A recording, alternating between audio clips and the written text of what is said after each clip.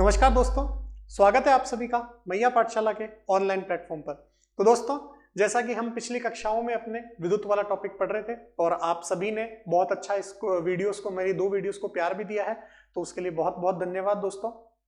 अब जैसा कि मैंने आपको बताया था, अभी आपके दीपावली के 2-3 दिन का अवकाश था, तो बीच में वीडियोस रिकॉर्ड कर नहीं पाए थे, तो आपके लिए क्लासेस नहीं आ पाई थी। परंतु अब वापस जैसे ही दीपावली खत्म हो चुकी है, अपन सभी लोग अपनी परीक्षाओं पे जुड़ जाएंगे, क्योंकि आपकी अर्धवार्षिक परीक्षाएं भी 10वीं कक्षा की आने वाली है। और भी जो लोग तैयारी कर रहे हैं, एक बात मैं आपको और बता दूं, जो लोग इस चैनल से कंपटीशन वाले भी जुड़े हैं उनके लिए भी बहुत इंपॉर्टेंट है, क्योंकि कंपटीशन के एग्जाम्स में एनसीईआरटी से क्वेश्चन आते हैं, एनसीईआरटी को ही वैलिड माना जाता है। तो आप जो भी लोग 9th 10th 8th की एनसीईआरटी पढ़ने के हिसाब से इस चैनल से जुड़े हुए हैं, कंपटीशन के लोग, उनके लिए भी इक्वली महत्वपूर्ण है। जैसे कोई टीचर की तैयारी कर रहा है, कोई 2nd ग्रेड की तैयारी कर रहा है, कोई 1st ग्रेड की तैयारी कर रहा है, तो जो भी लोग एनसीईआरटी को फोकस करना चाहते हैं उनके लिए इनके हमारे जो चैनल पे क्लासेस चल रही है वो इक्वली इंपॉर्टेंट है, जो स्कूलिंग वाले बच्चों के लिए उसके हिसाब से। तो हम दोनों की तरफ से डिजाइन करके आपके लिए लाए हैं। मेन फोकस हमारा स्कूलिंग वाले बच्चों की तरफ है, और बाकी जो लोग जुड़े हुए हैं बाकी कक्षाओं के, जो उच्चतर कक्षाओं के जुड़े हुए हैं, उनके लिए भी इंपॉर्टेंट चीजें हैं ये एनसीईआरटी से रिलेटेड, क्योंकि मैं जो कंटेंट पढ़ा रहा हूं आपको प्योरली एनसीईआरटी से रिलेटेड है। ठीक है दोस्तों, तो पिछली कक्षा में अपन ने कहां तक चर्चा कर ली थी, मैं वहीं तक आऊंगा, उसके बाद में अपन थोड़ा सा आगे देखेंगे। दोस्तों, पिछली कक्षा में हमने क्या कर लिया था, 2 कक्षाओं में हमने विद्युत वाला टॉपिक स्टार्ट किया था। मैं हेडिंग डाल देता हूं, आज की कक्षा हमारी विद्युत पार्ट 3 के ऊपर रहेगी। विद्युत पार्ट 3 है ना, आज की जो कक्षा है हमारी वो रहेगी विद्युत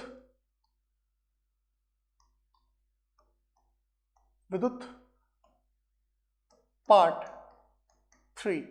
तो आज की जो हमारी पूरी कक्षा है वो विद्युत पार्ट 3 पर रहेगी, यानी आपका विद्युत की जो टॉपिक है उसकी कक्षा नंबर 3 है आज की हमारी जो कक्षा है। ठीक है, क्लास नंबर 3 रहेगी विद्युत की। तो हमने पिछली 2 क्लासों में क्या कर लिया, पहले मैं आपको रिपीट कर देता हूं। मैंने आपको सबसे पहली क्लास में विद्युत की परिभाषा पढ़ाई थी, और उसके बाद में विद्युत के जितने भी, जैसे विद्युत की परिभाषा में आवेश काम में आता, तो आवेश के गुणधर्म और ये सब बताए थे। और उसके बाद अगली कक्षा में हमने विद्युत विभव के बारे में चर्चा करी थी। ठीक है, और विद्युत धारा के बारे में जो डेफिनेशन थी उसके क्वेश्चंस किए थे। तो ये सारी चर्चा पिछली कक्षा में अपना विद्युत विभव वाला टॉपिक चल रहा था। और विद्युत विभव में मैंने आपको क्या पढ़ा दिया था कि विद्युत विभव का मतलब क्या होता है, इलेक्ट्रिक पोटेंशियल का मतलब क्या होता है, अनंत से किसी आवेश को या एक बिंदु से, बैटरी के 2 सिरे होते हैं, तो एक से दूसरे सिरे से किसी एक सिरे पर आवेश को लाने में किया गया कार्य क्या कहलाता है, आपका विद्युत विभव कहलाता है। मैंने आपको बताया था सिंपल सी परिभाषा विद्युत विभव की क्या होती है। विद्युत विभव की परिभाषा होती है V बराबर W/Q। ये साधारणतः एक परिभाषा मैंने आपको बताई थी विद्युत विभव की, V बराबर W/Q। ठीक है, यहां तक की परिभाषा अपन ने पढ़ी थी। V बराबर W/Q जो परिभाषा होती है विद्युत विभव की, ये चर्चा अपन ने करी थी। मैंने आपको बताया था कि इसके कुछ क्वेश्चन है वो भी अपन करेंगे। ठीक है, इसकी चर्चा भी मैंने बताई थी आपको कि भाई इसके क्वेश्चंस भी करेंगे अपन। तो मैं आज की कक्षा स्टार्ट करूंगा कुछ क्वेश्चन से, और फिर अपन आगे पढ़ेंगे। तो आप एक क्वेश्चन करिए और उसके बाद में अपन चीजों को देखेंगे। तो पहला क्वेश्चन आपका क्वेश्चन नंबर 1। ठीक है, क्वेश्चन नंबर 1 अपन देखेंगे, तो आप करके बताइएगा मुझे। देखिए, किसी आवेश को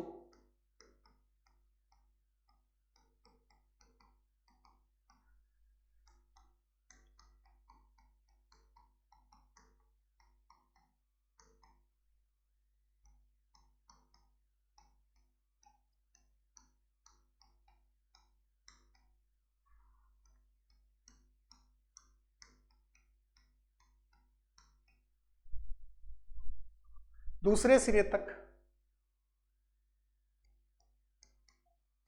लाने में किया गया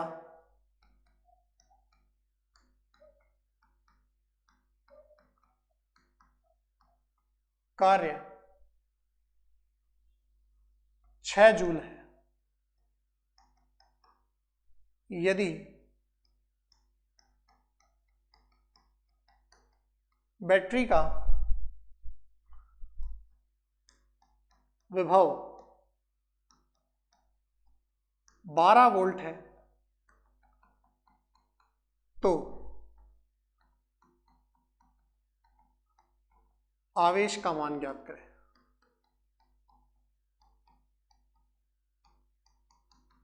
आवेश का मान ज्ञात करें। चलिए, प्रश्न है आपके लिए ये क्वेश्चन है, किसी आवेश के को बैटरी के एक सिरे से दूसरे सिरे तक लाने में किया गया जो कार्य है वो 6 जूल है। यदि बैटरी का विभव 12 वोल्ट है तो आवेश का मान ज्ञात करें। ठीक है, तो आपको आवेश का मान ज्ञात करना है। सबसे पहले मैंने जो आपको पहले ही बताई थी वही चीज आपको ध्यान रखनी है। केवल और केवल सबसे पहले आपको क्या करना है, सबसे पहले आपको ये देखना आपको क्या दे रखा है। सबसे पहले आपको ये देखना आपको क्या दे रखा है। तो आपको क्या दे रखा है बताओ मेरे को। आपको कार्य दे रखा है 6 जूल। कितना दे रखा है दोस्तों? 6 जूल दे रखा है। और आपको विभव कितना दे रखा है? आपको विभव दे रखा है, V दे रखा है 12 वोल्ट, है ना। कार्य तो 6 जूल दे रखा है और विभव दे रखा है 12 वोल्ट। आपसे पूछा है आवेश का मान यानी Q का मान पूछा है। तो सर हमें पहले ही पता है V बराबर क्या होता है, W/Q। आपने पिछली कक्षा में ही बताया था V बराबर W/Q होता है। तो यहां से मुझे V का मान कितना पता है? 12। मुझे W का मान कितना पता है? 6। मुझे Q का मान पता नहीं है। तो अगर मैं यहां से Q का मान निकालूं तो Q का मान आ जाएगा 6/12, जिसको अपन कह सकते हैं 1/2 वोल्ट, या जिसको अपन ऐसे भी कह सकते हैं 0.5 वोल्ट। तो 0.5 वोल्ट आपका आंसर आ जाएगा। कोई बड़ी बात नहीं है, सिर्फ मैंने क्या किया, ये आपके एग्जाम में प्रश्न आ सकता है 1000% पूरा। और अभी मैं आपको कुछ दिनों बाद में मॉडल पेपर भी करूंगा और उसमें आपको पता लग जाएगा कि ऐसे क्वेश्चन मैं दूंगा आपको। अगर आप कर पाओगे तभी आप समझना आपके एग्जाम की प्रैक्टिस बहुत अच्छी हो रखी है। कैसे पता चलेगा? अरे भाई अपन को क्वेश्चन में दे रखा है कार्य 6 जूल है, अपन को क्वेश्चन में दे रखा है विभव 12 वोल्ट है, अपन को आवेश पूछा है तो V बराबर W/Q होता है। सीधा सीधा अपन ने आंसर निकाल दिया। चलिए, ये कहानी आपकी हो चुकी है। आगे बढ़ते हैं नेक्स्ट टॉपिक की तरफ। अब आज का जो अपना टॉपिक रहेगा बहुत इंपॉर्टेंट नया टॉपिक इस चैप्टर से रिलेटेड पूरा का पूरा।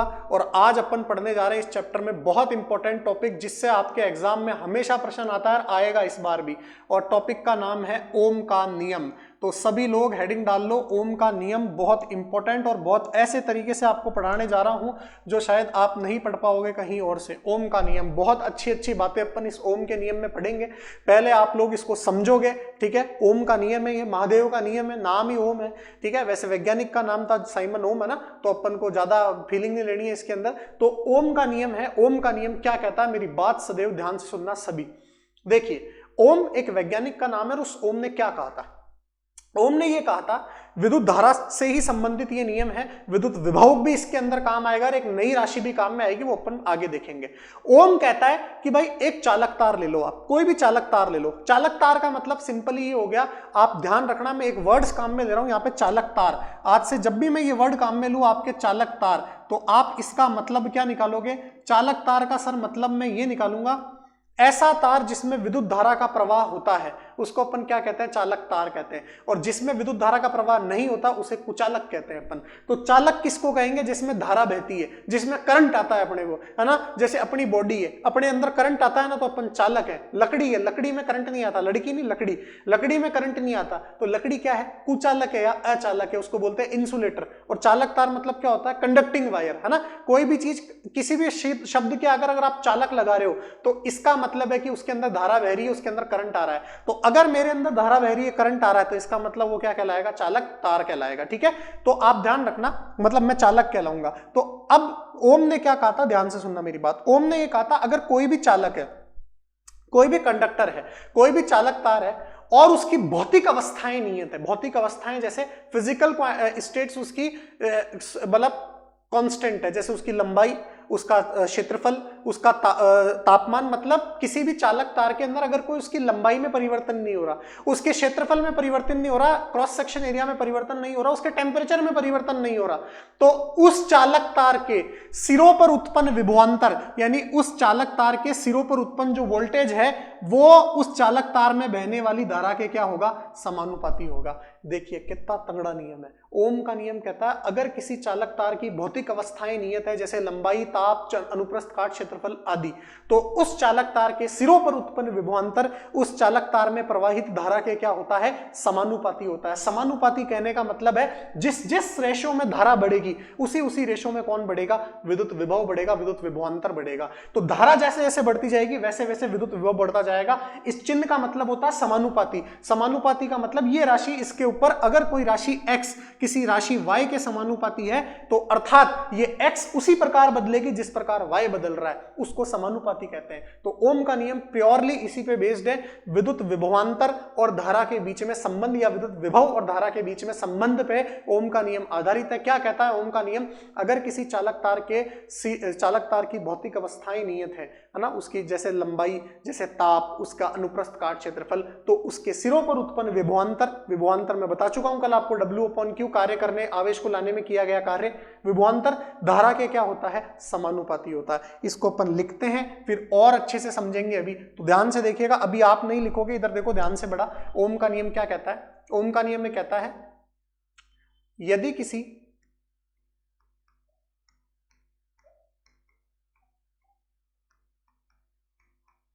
चालक तार की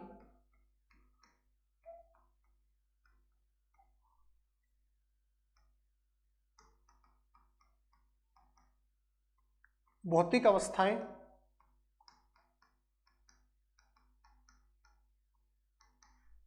जैसे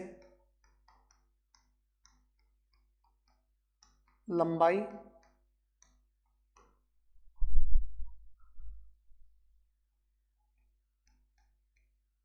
अनुप्रस्थ काट क्षेत्रफल, क्रॉस सेक्शन एरिया,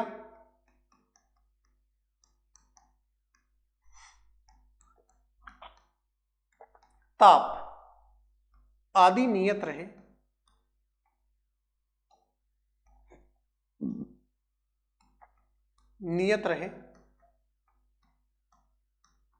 तो चालक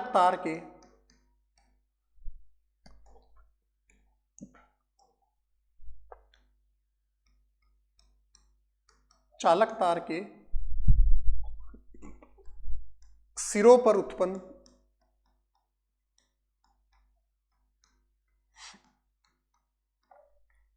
विभवांतर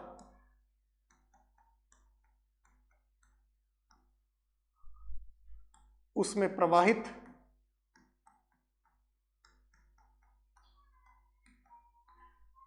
धारा के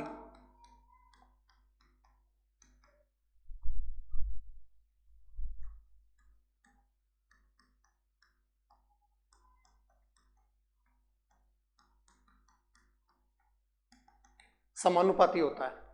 तो कहने का मतलब, अगर कोई चालक तार है, उसकी लंबाई में कोई परिवर्तन नहीं हो रहा, उसके तापमान में कोई परिवर्तन नहीं हो रहा, उसके क्षेत्रफल में कोई परिवर्तन नहीं हो रहा, तो उसके सिरों पर जो विभवांतर उत्पन्न होगा, वोल्टेज होगा, वो उसमें प्रवाहित धारा के क्या हो जाएगा दोस्तों? समानुपाती हो जाएगा। यानी उसमें जो करंट बह रही होगी उसके क्या हो जाएगा? समानुपाती। यानी ये विभवांतर जो होगा इस करंट के क्या हो जाएगा? समानुपाती हो जाएगा। ठीक है, तो ये आपको ध्यान रखना है कि विभवांतर जो होता है वो धारा के क्या होता है? समानुपाती होता है। वोल्टेज जो है वो करंट के क्या होता है? डायरेक्टली प्रोपोर्शनल होता है। तो ये आपको ध्यान रखना है किसके बारे में? ओम के नियम के बारे में। अब ध्यान से सुनना मेरी बात। आप बोलोगे सर क्या यही ओम का नियम है या इसके आगे भी है? तो देखिए, अब मैं आपको बताने वाला हूं कहानी इंपॉर्टेंट। कहानी क्या है? अब जब भी ये प्रोपोर्शनलिटी वाला चिन्ह हटेगा, यानी आपके ये समानुपाती वाला चिन्ह हटेगा, तो एक कांस्टेंट आ जाता है। हमेशा जब भी ये हटता है तो एक नियतांक आ जाता है, और यहां पे जो नियतांक आएगा उसको कहते हैं आर। क्या कहते हैं उसको दोस्तों? उसको कहते हैं आर। तो ये ओम का नियम बन जाता है V बराबर IR, जिसको वीर भी कह सकते हो आप शॉर्ट परिभाषा में। ये ओम का नियम होता है V बराबर IR। यहां पे आर होता है तार का प्रतिरोध। क्या होता है? आर क्या होता है भैया? आर होता है प्रतिरोध। क्या होता है आर? सर आर होता है प्रतिरोध। आर क्या हो जाता है? प्रतिरोध। आर क्या हो जाता है? प्रतिरोध। अच्छा, V क्या हो जाता है? V हो जाता है विभवांतर। V क्या हो जाता है? विभवांतर। और I क्या हो जाता है? I हो जाता है धारा। तो कहने का मतलब ओम का नियम किस किस में संबंध बताता है? विद्युत विभवांतर और धारा में। V बराबर IR। ये जैसे ही नियतांक हट, यहाँ पे प्रोपोर्शनलिटी हटा, आपके एक नियतांक आ गया R प्रतिरोध। आपको घबराने की जरूरत नहीं है। आप यही पूछोगे सर ये प्रतिरोध क्या होता है? तो इसको रेजिस्टेंस बोलते हैं इंग्लिश के अंदर। और अभी मैं पूरी चर्चा इसी के बारे में करने वाला हूं कि प्रतिरोध क्या होता है, रेजिस्टेंस क्या होता है। आपको घबराने की जरूरत नहीं है, सिर्फ इतना सा ध्यान रखो, ओम के नियम में एक कांस्टेंट आता है, एक नियतांक आता है जिसको अपन क्या कहते हैं, प्रतिरोध। तो आज से आपसे कोई ओम का नियम पूछ ले, आप क्या बोलोगे, V बराबर IR। वैसे आप हायर लेवल में जाके पढ़ोगे V बराबर IR ओम का नियम नहीं होता है, only V proportional to I ही ओम का नियम होता है, वो आप आगे कक्षाओं में पढ़ोगे, अभी आपके इतनी खास बात है नहीं बताने के लिए। तो आपको ये ध्यान रखना है V बराबर IR आपके ओम का नियम होता है, विभवांतर, धारा और प्रतिरोध में संबंध। इसकी चर्चा अभी अपन कर लेंगे, प्रतिरोध की क्या होती है, क्या कहानी है, पूरी इसकी चर्चा अपन कर लेंगे। चलिए, ये ओम का नियम है, आपको बड़े अच्छे से ध्यान रखना है। अब इसके अंदर एक चीज और है इंपॉर्टेंट, यहां से मुझे जो रिलेशन मिला है, ओम के नियम का जो संबंध होता है, ओम के नियम का सर संबंध क्या होता है, ओम के नियम का संबंध होता है V proportional to I।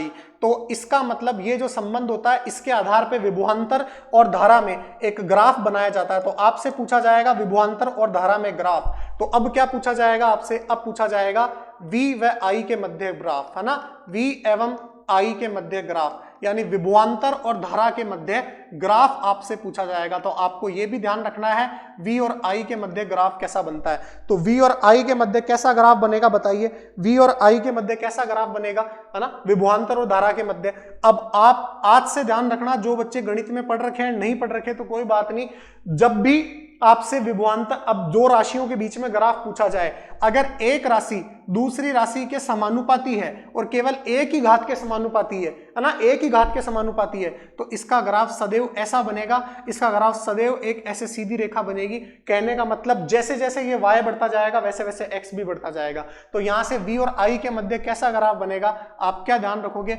Sir V और I के मध्य कैसा ग्राफ बनेगा, तो V और I के मध्य कुछ ऐसा ग्राफ बनेगा, ये इस प्रकार से सीधी रेखा बनेगी। और यहाँ पे V और I कहाँ बनेगा, तो आप इस V को तो ले लो y एक्सिस से और इस I को ले लो x एक्सिस से, तो ये V और I के मध्य ग्राफ बन जाएगा। कहने का मतलब जैसे जैसे धारा बढ़ेगी वैसे वैसे विभवांतर भी बढ़ेगा। ये आपका किसका ग्राफ है, धारा और विभवांतर के बीच में ग्राफ है, ओम के नियम के आधार पे। आपसे 1 नंबर के क्वेश्चन में, आपसे या 2 नंबर के क्वेश्चन में पूरा पूरा पूछ लेगा, बताइए ओम का नियम लिखिए और उसके आधार पर विभवांतर और धारा के मध्य कैसा ग्राफ बनेगा, बताइए। तो आपको ओम का नियम पहले मैंने लिखाया है जैसे लिखना है पूरा का पूरा, और फिर आपको धारा और विभवांतर के बीच में ग्राफ ऐसा बताना है। ये मैंने आपको एडिशनल जानकारी बताई है, इसको ध्यान रखना। अगर कभी भी आपसे आगे गणित में ऐसे आपकी चीजें काम में आएगी, ये अगर दो राशि x और y है तो उनके बीच में अगर वो दोनों समानुपाती है, एक ही घात के समानुपाती है, तो ग्राफ ऐसे बनेगा। अगर ये 2 घात के समानुपाती होता तो ये लाइन थोड़ी सी नीचे आ जाती, नीचे जैसे जैसे घात बढ़ती जाएगी इधर वाली ये लाइन थोड़ी नीचे नीचे नीचे नीचे आती जाएगी। समझ गए मेरी बात को? तो ये आपको ध्यान रखना है, ये आपका V और I के मध्य ग्राफ होता है ओम के नियम के आधार पे। फिर से रिपीट कर रहा हूं, ओम का नियम होता है V बराबर IR और इसके आधार पे ग्राफ मैंने बता दिया। अब अपन क्या करने वाले हैं, एज यूजुअल ओम का नियम अपन ने पढ़ लिया, लिख भी लिया उसको अच्छे से। अब अपन जो आपके एनसीईआरटी में क्वेश्चन है उसको करेंगे। तो अब आप इसको एनसीईआरटी के जो क्वेश्चंस है वो मैं आपके लिए ले रहा हूं, ठीक है, और आप एक एक कर करके इस क्वेश्चन को करते जाओगे, देखते हैं आप कर पाते हो या नहीं कर पाते। अब मैं आपका एक भी क्वेश्चन नहीं छोड़ूंगा ताकि आपको क्या, आप एग्जाम्स के अंदर बहुत अच्छे से परफॉर्म कर पाओ। अगर आपके क्वेश्चन कर रखे होंगे एनसीईआरटी के तो आप बहुत अच्छे से परफॉर्म कर पाओगे। जी मैं बिल्कुल आपके लिए क्वेश्चन लिख रहा हूं जो जो आपके एनसीईआरटी में लिखे हुए हैं, फिर अपन और इन चीजों को आगे देखेंगे। तो पहला क्वेश्चन दोस्तों लेने जा रहा हूं मैं, फर्स्ट क्वेश्चन आपका, फर्स्ट क्वेश्चन है, यदि किसी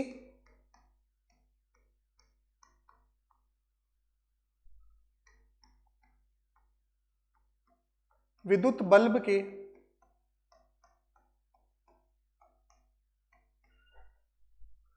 तंतु का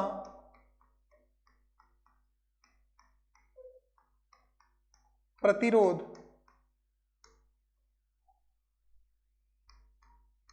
1200 ओम है, तो यह बल्ब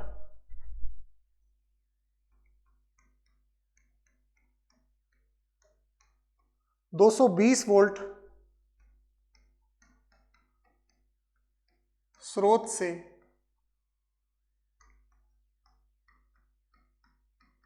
कितनी विद्युत धारा लेगा। यदि किसी विद्युत बल्ब के तंतु का प्रतिरोध 1200 ओम है तो यह बल्ब 220 वोल्ट स्रोत से कितनी विद्युत धारा लेगा? सॉल्यूशन करके बताइए फटाफट। इसका आंसर मुझे चाहिए आपसे, आप अपने मन में करोगे, अपनी ईमानदारी अपने पास है, आप खुद करोगे। आपके पास 30 सेकंड का समय है, फिर मैं कराऊंगा आपको। जल्दी से बताओ इसका आंसर क्या होगा, जल्दी से। क्वेश्चन आपको दे रखा है, मैं तब तक लिख देता हूं क्या क्या दे रखा है आपको। आपको दे रखा है प्रतिरोध, और प्रतिरोध आपको दे रखा है 1200 ओम। आपके बुक का क्वेश्चन है, ध्यान रख लेना, एनसीईआरटी बुक का क्वेश्चन है। और बल्ब के आपको वोल्टेज कितना दे रखा है बैटरी का, तो वोल्टेज आपको दे रखा है 220 वोल्ट। 220 वोल्ट वोल्टेज है, और प्रतिरोध रेजिस्टेंस दे रखा है 1200 ओम, और आपसे पूछा है करंट यानी आई कितनी होगी। तो सर कोई बात नहीं, आपको ओम का नियम पता है, V बराबर आई आर होता है। V बराबर आई आर ओम का नियम होता है। हम कैसे लिखेंगे, एग्जाम में करेंगे तब कैसे लिखेंगे, ओम के नियमानुसार ऐसे लिखोगे आप। ओम का नियम चूंकि ये होता है, ओम के नियम से ऐसे लिखोगे आप एग्जाम में, तब नंबर मिलेंगे। ओम के नियम से V बराबर क्या होता है, आई आर। ठीक है, अब यहाँ पे V का मान कितना है 220, I का मान कितना है पता नहीं है सर, R का मान कितना है 1200 ओम। तो यहां से I बराबर कितना हो जाएगा 220 बटा 1200, यहां से 0 से 0 गया। अब यहां से आप इसको काटोगे तो कितना बच जाएगा, 2 से 11 बार जाएगा और ये 60 बार जाएगा। तो 11/60 एम्पियर आपका क्या आ जाएगा, आंसर आ जाएगा। तो 11/60 एम्पियर आपका आंसर दे रखा होगा, और यही आंसर दे रखा, आप इसको 0.18 भी लिख सकते हो, 0.18 एम्पियर। ठीक है, इसको सॉल्व करके आप ऐसे भी लिख सकते हो। तो अब बताओ क्या कोई क्वेश्चन ये हार्ड है क्या? बिल्कुल हार्ड नहीं। अगर आपने एक बार नियम सीख रखा है, ओम का नियम होता है V बराबर आई आर, ओम का नियम होता है V बराबर आई आर, बस इसको 5 बार बोल लो, अपने आप क्वेश्चन जो लिखा हुआ है वो आपका होगा ही होगा किसी कीमत के ऊपर। ठीक है दोस्तों, उम्मीद करता हूं आपको ये क्वेश्चन समझ में आया होगा। मैं सारे क्वेश्चन करूंगा, टेंशन लेने की जरूरत नहीं है आपको बिल्कुल भी कि सर हमारे से ये क्वेश्चन नहीं होगा, ये क्वेश्चन नहीं होगा।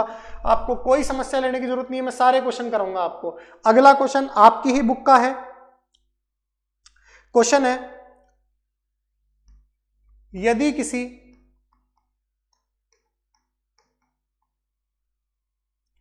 विद्युत हीटर की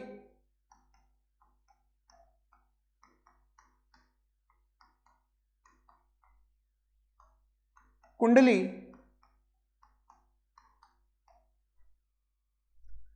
का प्रतिरोध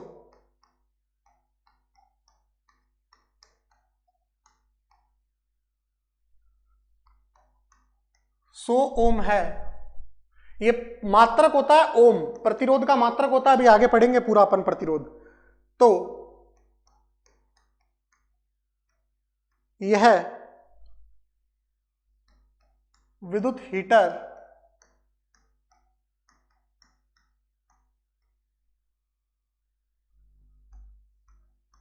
220 वोल्ट स्रोत से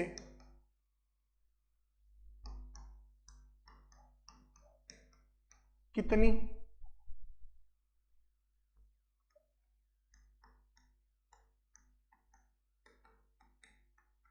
धारा लेगा,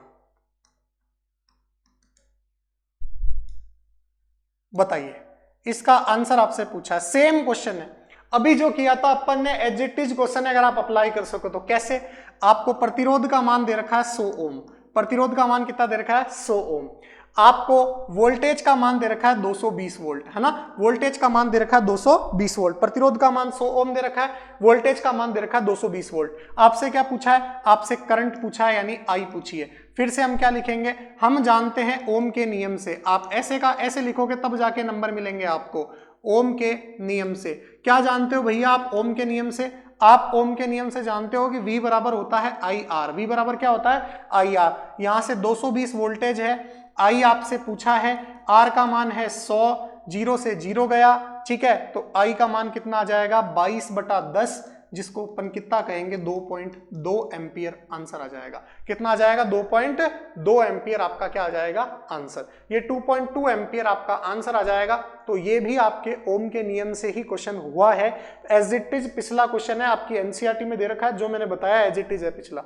चलिए आगे बढ़ते हैं अगले क्वेश्चन की तरफ। नेक्स्ट क्वेश्चन आप देखेंगे, अगला क्वेश्चन, अगला क्वेश्चन जो आपकी बुक में है मैं लिख रहा हूं, ठीक है। अगला क्वेश्चन है,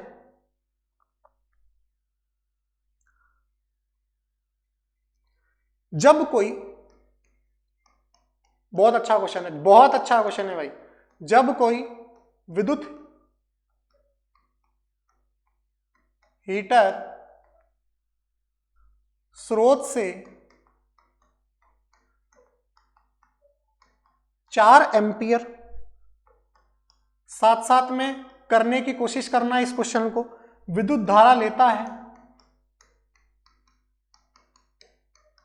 जो इस क्वेश्चन को करेगा उसको 25 पैसे की नारंगी की गोली का इनाम मिलेगा नगद, तब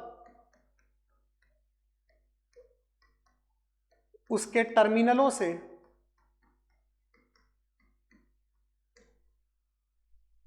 टर्मिनलों के बीच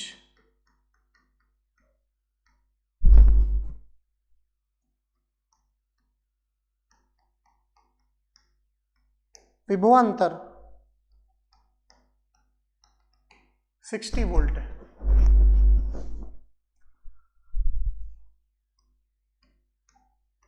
उस समय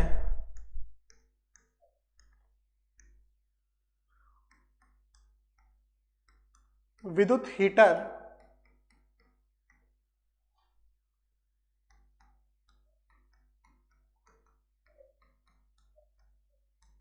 कितनी विद्युत धारा लेगा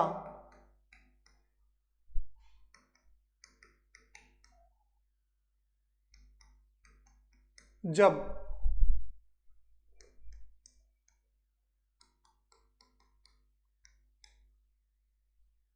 विभवांतर को 120 वोल्ट तक बढ़ा दिया जाएगा। क्वेश्चन आपसे पूछा है, जब कोई विद्युत हीटर स्रोत से 4 एम्पीयर विद्युत लेता है, स्रोत से क्या लेता है, आपके 4 वोल्ट विद्युत लेता है, तब उसके टर्मिनलों के बीच विभवांतर 60 वोल्ट है। अब आपसे पूछा है उस समय विद्युत हीटर कितनी विद्युत धारा लेगा जब विभवांतर को 120 वोल्ट तक बढ़ा दिया जाएगा। ठीक है, कहने का मतलब बहुत अच्छा क्वेश्चन है, जो जो दे रखा है वो लिखो आप। इसमें क्या क्या दे रखा है, सबसे पहले आपको करंट दे रखी है 4 एम्पियर। करंट कितनी दे रखी है, 4 एम्पियर। और आपसे क्या बोला है, बैटरी के टर्मिनलों के बीच विभवांतर कितना है, 60 वोल्ट। कितना है, 60 वोल्ट। तो हमें प्रतिरोध का पता है नहीं, तो क्या हम ओम के नियम से यहाँ पे प्रतिरोध निकाल सकते हैं क्या? बिल्कुल, ओम के नियम से हम क्या जानते हैं, ओम के नियम से हम ये जानते हैं कि भैया V बराबर होता है IR। V बराबर क्या होता है, IR। चूंकि हमें R का पता नहीं है इसलिए हम R निकाल रहे हैं यहाँ से। तो V का मान है 60, I का मान है 4, R का मान हमें पता नहीं है, तो यहाँ से कितना हो जाएगा, R बराबर हो जाएगा 60/4, जो हो जाएगा आपका 4 एकम 4 और 4 पंजे 20, 15 ओम आंसर हो जाएगा, है ना। तो प्रतिरोध कितना आ गया, 15 ओम। हमसे प्रतिरोध तो पूछा नहीं है क्वेश्चन में, परंतु प्रतिरोध काम में आएगा। कैसे, उस समय विद्युत हीटर कितनी धारा लेगा, आपसे पूछा है आगे, उस समय विद्युत हीटर कितनी विद्युत धारा लेगा जब विभवांतर को 120 वोल्ट तक बढ़ा दिया जाता है। अब आपको बोल दिया इसी के साथ छेड़छाड़ की गई है, इसी हीटर के साथ में। तो देखिए हीटर का प्रतिरोध हमने निकाल लिया 15 ओम, तो हीटर का प्रतिरोध इस समय कितना रहेगा, यहाँ पे 15 ओम ही रहेगा। हीटर का प्रतिरोध कितना रहेगा, 15 ओम ही रहेगा, क्योंकि हीटर तो वही है। अब हीटर के साथ क्या छेड़छाड़ करी है हमने, हीटर का वोल्टेज बढ़ा दिया और हमने कर दिया 120 वोल्ट। अब पूछा है बताओ इस समय विद्युत हीटर में कितनी धारा लगेगी, तो हमने क्या किया, सर हमने प्रतिरोध तो पहले ही निकाल रखा, हीटर तो वही है, प्रतिरोध तो वही रहेगा, वोल्टेज आपने 120 वोल्ट कर दी, कोई बात नहीं। आपसे क्या पूछी है, धारा, सर फिर से लगा दो ओम का नियम, V बराबर IR, और यहां से विद्युत विभव का मान कितना है 120, यहां से धारा का मान हमें पता नहीं है और R का मान है 15, तो यहां से बताओ 15 × 8 = 120, I का मान हो जाएगा 8 एम्पियर। कितना हो जाएगा, 8 एम्पियर I का मान हो जाएगा, यानी धारा का मान हो जाएगा 8 एम्पियर। मैं फिर से बता देता हूं मैंने क्या किया है, आपसे क्वेश्चन पूछा है, पहले हीटर के अंदर धारा थी 4 एम्पियर, मैंने लिख ली, और हीटर का वोल्टेज कितना था, 60 वोल्ट, है ना। हमें हीटर का प्रतिरोध पता नहीं, मैंने ओम का नियम लगाया, हीटर का प्रतिरोध निकल गया 15 ओम। अब क्या करा, हीटर तो वही है, आपसे बोला मैंने वोल्टेज तो बढ़ा दी 120 वोल्ट तक, परंतु अब बताओ हीटर धारा कितनी लेगा। वोल्टेज अगर 120 वोल्ट बढ़ा दी तो बताओ हीटर धारा कितनी लेगा। तो आई का मान आपसे पूछा है तो V बराबर आई आर, तो बताओ 120 वोल्टेज हो जाएगी, आई का मान आई है, आर का मान 15 है, तो बताओ आई बराबर कितना हो जाएगा 8 एम्पियर हो जाएगा। यहां से मैंने ओम का नियम लगाया है, सिर्फ V बराबर आई आर लगा दिया, तो यहां से आई का मान कितना आ गया 8 एम्पियर आ गया। तो इस तरीके से हम देख सकते हैं ये आपके आई का मान कितना आ गया, धारा का मान 8 एम्पियर आपका आ गया। चलिए तो ये क्वेश्चन था, ठीक है। और देखते हैं अपन कोई क्वेश्चन आपके एनसीईआरटी में रह तो नहीं गया हो, ठीक है। कोई भी क्वेश्चन अपना रहना नहीं चाहिए ताकि आप आराम से कर सको इन चीजों को और बहुत अच्छे से आपका कंसेप्ट भी होता जाए। तो ये आपके एनसीईआरटी के क्वेश्चन तो इतने ही थे जो आपके इसके अंदर है ओम के नियम से संबंधित। तो ओम का नियम क्या कहता है? ओम का नियम कहता है अगर किसी चालक तार की भौतिक अवस्थाएं नियत है ना, जैसे आपके लंबाई, अनुप्रस्थ काट क्षेत्रफल, तापमान आदि सब चीजें नियत है, तो उस चालक तार के अंदर जो उस चालक तार के सिरों पे विभवांतर होगा, वोल्टेज होगा, वो उस चालक तार में प्रवाहित धारा के क्या होगा, समानुपाती होगा। उस चालक तार में प्रवाहित धारा के क्या हो जाएगा, समानुपाती हो जाएगा, ठीक है। तो ये आपकी कहानी थी। अब इसके अंदर अपन ने क्वेश्चन सारे जो आपके एग्जाम में आते हैं वो अपन ने कर लिए हैं, जो आपके इसके अंदर दे रखे हैं, ठीक है। अब इसके आगे की जो चर्चा है वो प्रतिरोध के बारे में है। वो प्रतिरोध के लिए पूरा टॉपिक है आपका, जो अपन अगली कक्षा में पढ़ेंगे। आज अपन ने सिर्फ ओम का नियम पढ़ा है, लेकिन ये बहुत इंपॉर्टेंट कक्षा थी जो आपसे पूछी जा सकती है एग्जाम में। 1000% क्वेश्चन आएगा ही आएगा इससे, तो उम्मीद करता हूं आप लोगों का सही जाएगा। तो दोस्तों आज के लिए इतना ही, मिलते हैं अपन अगली कक्षा में। धन्यवाद।